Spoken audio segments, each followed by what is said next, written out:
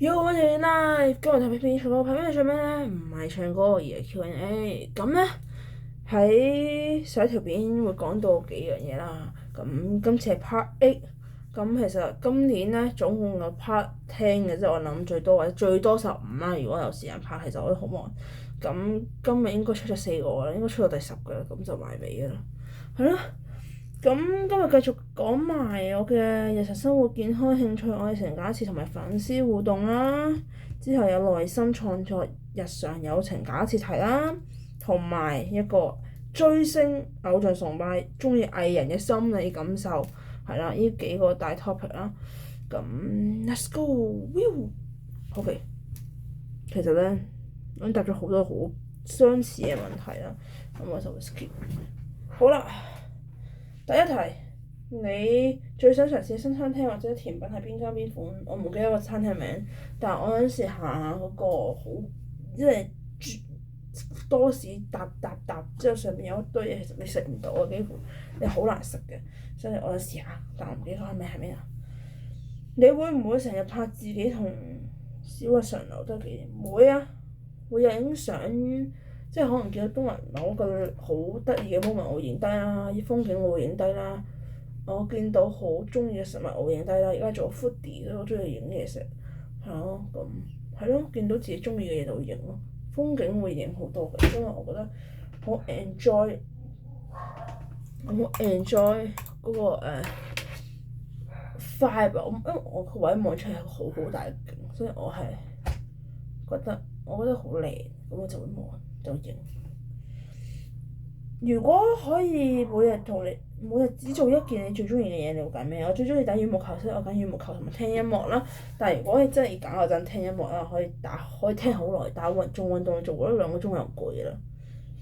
你有冇一個最想帶去旅行嘅隨身物品？有，我同嫲嫲張相，因為嗰張又仲有一張，我亦唔想見，所以就我將佢擺落背囊。上年翻香港帶埋佢嘅，嗰張係最後一張相啦。而我係冇另外一張，因為佢即影即有嘅相，所以我最想就留低一啲仲可以留得紀念嘅嘢。你會唔會同朋友或者 fans 分享自己做嘅小手工畫作創作？會，咁我嘅創作作品有乜我推今年出咗啦，咁希望大家支持啦。你最想喺朋友生日送啲咩特別禮物？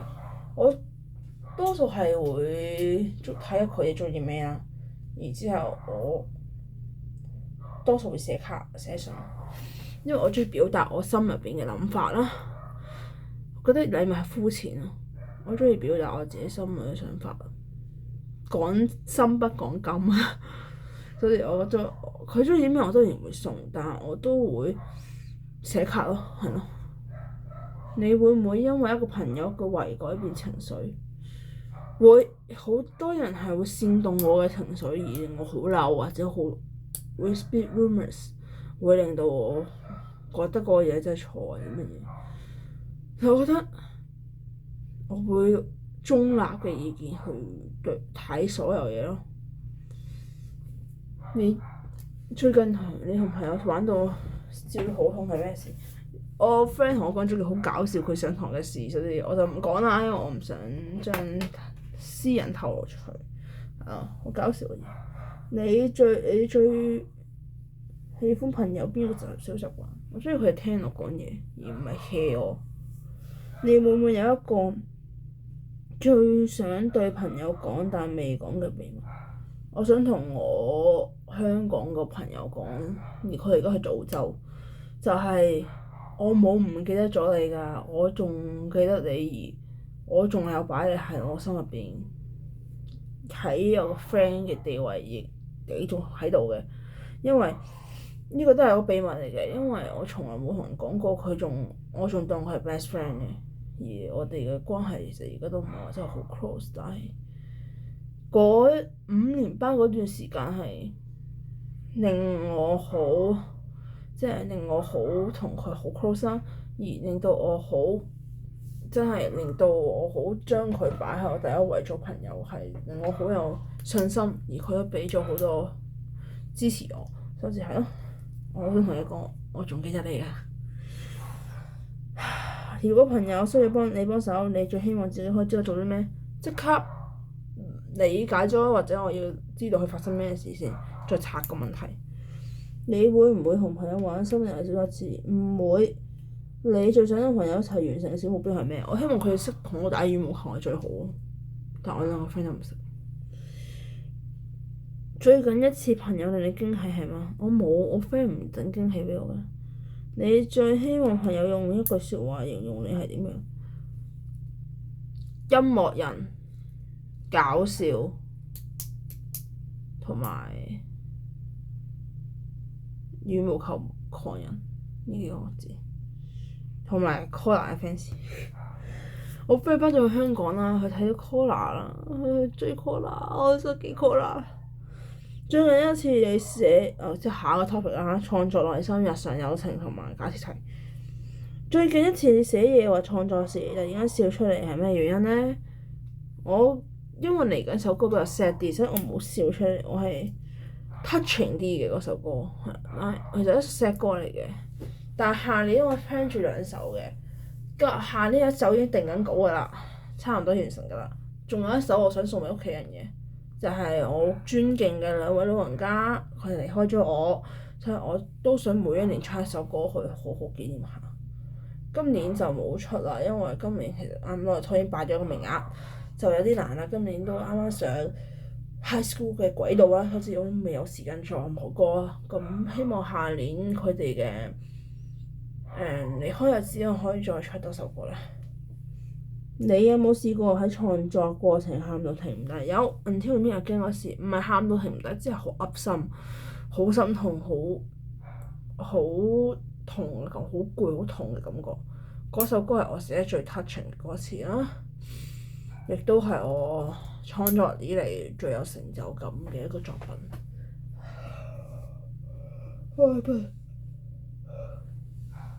你最中意創作入邊用邊種情緒？睇用邊首歌咯。如果你係話好搞笑嘅歌，可以用首好開心嘅情緒去寫。但係如果你話係 sad 啲嘅歌，可能我就會 calm 啲或者係平靜啲咁寫一首歌。如果開心嘅歌，我中意係有啲律動感嘅歌，即係啲 rhythm 嘅歌。你創作時會突然間改變原定嘅計劃？唔會，除非係有突然間有任何 demo 或者咩塞入嚟，我就打斷咗個計劃。你會唔會將生活小事寫入作品？舉個例，有嘅，就係 Until Me Again 係好成內容嘅，係真人真事啦，發生喺我生活入邊，而係我好想講嘅説話，我將佢變成一首歌送俾我嘅最尊敬嘅人，係啦，咁舉個例就係咁咯。如果一日冇創作，你會覺得心空落嚟嘛？會嘅，因為創作都係我其中一個好想做、好想發揮你所長嘅一個創作，我哋都會嘅。你覺得自己最創意嘅時刻係幾點？冇特別喎，冇乜嘅喎，我想寫就寫，有靈感就寫。你會唔會因為咗完美作品而不停修改？會，我希望做到 best of the best 嘅歌，而可以盡量改良到100% 咁好啊！你最中意邊一個創作小工具或者道具？我中意我嘅咪 stand， 我嘅唱歌啲 stand， 係同埋我部鋼琴。兩個最幫助我最多係音樂創作路上，我可以咁樣唱之後我就呢個都好似唔啱，改一改啊！你會唔會因為生活壓力而寫出特別黑暗真實作品？會，的確嗰段時間2023年頭嘅時間係令我好大壓力嘅，而都係令我好心痛嘅事，所以我係寫出咗最真實嘅故事啊！最真實嘅故事啊，亦都係我寫咗最心痛嘅故事，就係 Until We Meet Again，係我最用心嚟譜寫出嚟嘅歌，係啊，最痛嘅歌。上年仲有買得飛東人啦，但係嗰首都唔可以值得一提啦，係咪？你最想同朋友一齊做但係未做過嘅小活動係咩？我想我啲 friend 同我打波咯，佢仲未同我打波，佢唔識打波，唉。你會唔會有一個小朋友秘密申報？冇。最近一次朋友令你感動忍唔住喊嘅事係咩？從來冇發生過咁嘅事。你會唔會第二留意？你會唔會留意朋友小舉動？我觀察力係強，但係如果你唔同我真係好 detail 嚟同我講嘅話，我唔會知。你會唔會因為朋友一句話重新考慮思想我自己？冇，但係我好容易，我之前嘅我好容易俾人唆擺，俾人哋一個好短嘅説話而影響到，但係而家唔係啦。如果係朋友誤解，你會點處理？我會澄清咗先。如果佢仲唔信嘅話，我都冇辦法。咁係佢嘅 choice，唔信我都冇辦法。你有冇試過朋友令你 warm，你個心係 warm，但卻無言表達？試過嘅，我個 friend 喺香港係好試過好 care 我嘅，但我好似表現唔出我好大嘅，真係一個好大嘅表現。但係我諗佢 get 到嘅，因為我都唔係一個好多個 express 自己表達嘅一個人。你最希望朋友同你一齊完成嘅小夢想係咩？可以同我一齊打到校隊比賽，就我最大嘅夢想。好啦，最後一 part 啦，偶像追星係人嘅心理感受。你曾經為咗追某位偶像捱到幾點？Sorry，未試過捱到幾點。唔係，其實仲有一個 part 嘅。之後就我諗住下一個先講㗎啦，羽毛球嘅關於羽毛球生涯嘅嘢。咁就我講咗呢個先啦。我冇試過為偶像捱夜捱到幾點。最令你心動嘅偶像舞台瞬間係邊一下？我最 proud of Collar 2024年 Collar Crush 唔係 crush 啦，好似要騎乜嘢讀出嚟？是但啦，上年嗰個演唱會令到我好震撼，而係我係上一年3月睇完佢哋個演唱會而入坑 Collar，追咗佢1年啊，差唔多。見到佢哋今年嘅做法係好大嘅分別。我希望今年叱咤佢攞到金獎啦，我都係一個等緊嘅。佢哋由8個變7個啦，都可以一個心一條心去做好 Collar 啦，出咗好多歌啦。今年3首，而家可能做1首。仲有啲有新歌啦，可能我今年金獎我等緊啊。咁可能暴走女團同埋 Riding High 都有機會攞10大啦，咁我等緊啦。咁我好 proud of 見到佢哋7個喺台上邊跳舞啊、唱歌嘅一刻，佢哋自己 solo 嘅一 part，令到我好震驚。原來香港有隊咁勁嘅女團，而係未俾人好發揚光大到推出國際嘅。Mirror 我算推出咗國際啦，但係 Collar 暫時未，所以我有啲點解會咁呢？我好想 Collar 係會繼續簽約落去啦，之後繼續發揚光大，令到 Collar 可以推出嚟去加拿大開演唱會，求下你哋唔該啊！你會唔會收藏偶像嘅海報或者周邊？肯定會啦！間房後邊你望下，全部都係 Mirror，呢啲房係 Mirror，出邊係 Collar，我間房係 Collar。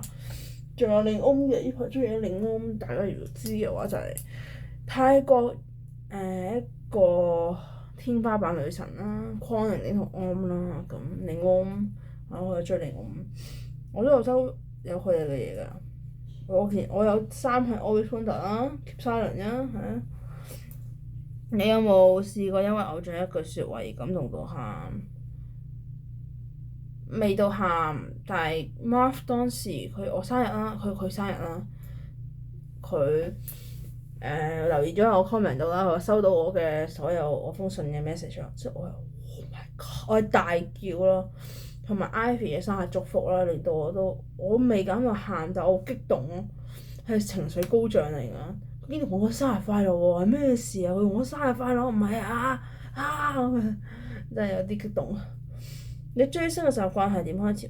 我係會聽好多聽咗佢作品音樂啦，睇佢啲 MV 啦，再睇佢日常啦，了解佢啦，咁就追星啦。你會唔會偷偷學偶像嘅口頭禪或者動作？冇特別，佢都其實冇乜動作嘅。你最想同偶像分享自己邊個小秘密？我想同我偶像講我打波好咧，同埋我唱歌都 OK 㗎。你試同我唱歌啊？但係你覺得係有呢個可能咩？冇呢個可能嘅。追星入面，你覺得自己最瘋狂嘅行為係咩？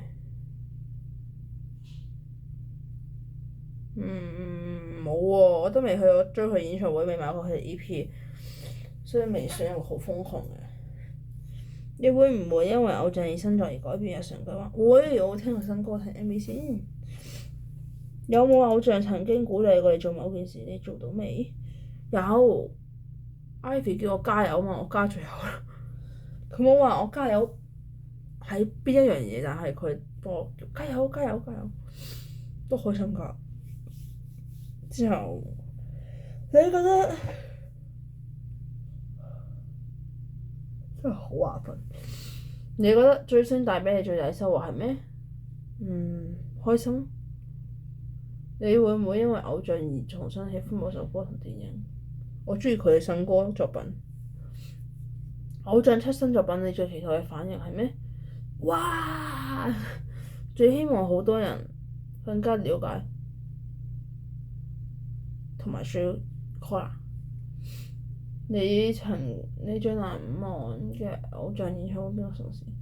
我都話我冇睇過演唱會啊。你會唔會同朋友討論偶像新聞或者八卦？會。我好中意同某個 friend，我唔講佢名，某個 friend 我會 share 啲 Collar 嘅嘢俾佢啦，會同佢鬥 Collar 嘅出 post 嘅秒數啊。我中意同 friend 分享啲咁嘅嘢。你會唔會因為偶像而開始收藏佢主題關於小秘密？會，佢哋嘅應援物我都追得好貼㗎。你覺得追星入邊最瘋狂 fans 係咩？我最瘋狂 fans 嘅行為係咩？我唔中意私生飯，因為之前我中意嘅令安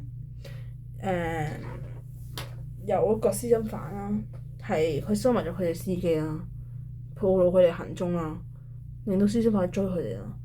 但我覺得係嚴重影響偶像生活就成一個問題。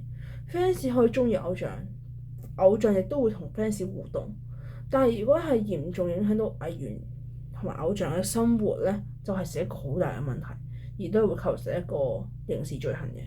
咁對我嚟講，可能我見到令安佢哋試過俾私生飯騷擾，而最後人哋要坐監嘅，因為佢係嚴重騷擾令安嘛，而慶到當時佢兩個係嚴重受嚇，係一段時間停咗 event，唔敢出自 event，因為好驚會再呢啲咁類似嘅嘢發生啦。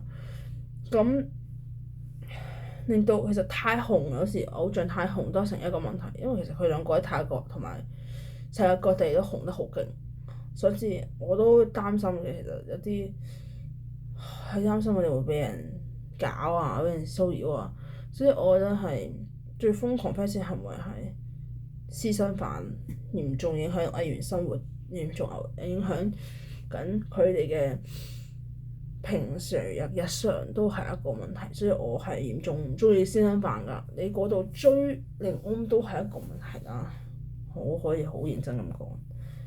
你會唔會偷偷幻想自己同偶像相遇嘅情景？我唔會幻想，但係我會覺得如果真係發生，我會好開心。但係呢條問題我好中意有呢個，如果有機會同偶像共度一日，你最想做嘅3件事係咩？我都會傾下偈嘅，即係我好想了解下佢嘅一面係咩啊！我好想了解下佢嚟緊會有啲咩新作品啊！我想攞佢簽名同佢影相啊！呢兩樣所有 fans 都最想做，同埋我可能會想同佢唱歌。如果係同 Ivy So、Candy、Marv 同 Ivy，我想同佢踢下足球，因為佢有練開足球噶嘛。但係好似其實我足球完全唔掂嘅，OK？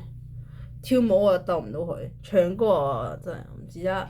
因為 Ivy 都好食 fans 嘅，所以我想同佢踢下足球。如果 Candy 就同佢打籃球。Ivy 同 Candy 嘅兩個羽毛球應該都 OK 嘅。上次睇咗直播都雖然一下劈我哋，但我都想試下同佢打嘅。如果同 Marv 嘅話，就可能係傾偈日常多啲嘅，因為 Marv 係一個性格都係好中意傾偈嘅人。Day 就可能係同佢打機啊，同 Ivy 去打機，佢好中意打機啊嘛。但如果同框咧，即係鄺玲玲就可能係分享下香港嘅嘢啦。但係其實佢咁紅係冇可能嘅事，呢件唔好幻想啦。咁可能如果同框我就其實我唔識講泰文，我識講英文。如果係玲玲嘅話，就可能係講廣東話都得，普通話都得。